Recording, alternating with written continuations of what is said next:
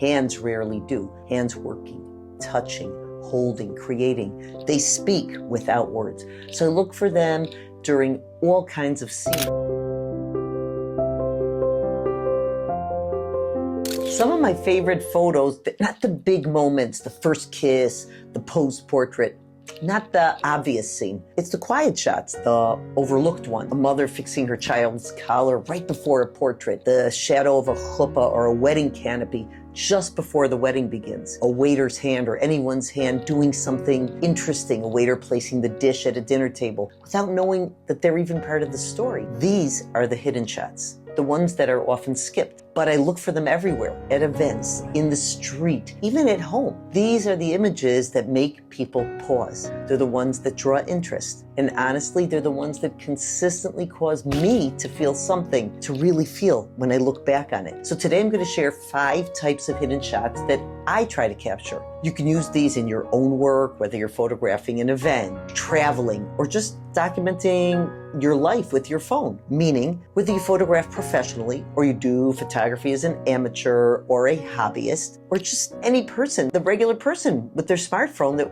wants to take meaningful images of the family or of your family or of your travels. Because remember, it's not about being sneaky. It's about being aware of what people might miss. So let's jump in. Number 1, the framing shot, a subject seen through something, a curtain or a reflection. There's a kind of magic in seeing someone through something, a car window. Suddenly they're not being photographed, they're being observed. The subtle distance adds emotion, intimacy, and story. So I'll often shoot from behind a wall, between shoulders, between flowers, and the observer, the viewer, feels like they've stumbled upon a private moment. I don't mean for it to be intrusive. It's just an authentic moment where people are in their own space and we're observing without bothering or invading their space. Okay, so number 2 is candid scenes that are behind the scenes. At every event, we tend to point our camera at the speaker, the couple, the action, but what's the real poetry? It's often behind them. Could be a child daydreaming during the speeches or a parent wiping a tear while no one's looking. I train my eye to scan the background because what's unfolding there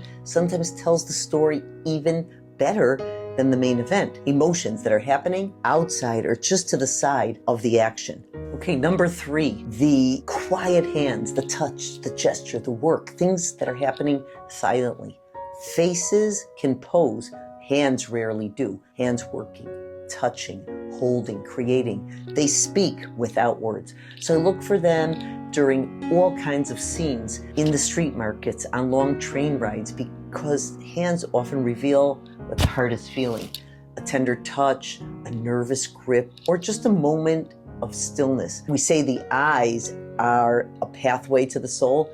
I think hands are also another pathway to the soul. Look for people's expression in their hands. Number 4, the space between people. Use negative space to show a relationship or a perspective or a proportion. Sometimes it's not about what's there, it's about what isn't there. The distance between 2 people can say a lot. Are they close? Is there tension? Is there a hesitancy? Are they apart? That empty space can speak so much. Or an empty space in a scene where a person can be very little or lost in the space. So negative space is something you can use. You don't always have to feel like you need to fill the frame completely. And number 5, an ordinary object where people might not find it interesting on the surface. So an ordinary object like a coffee cup, a pair of shoes, a scarf blowing in the wind, anything, a pair of worn shoes under a bench. These are all small, overlooked details, but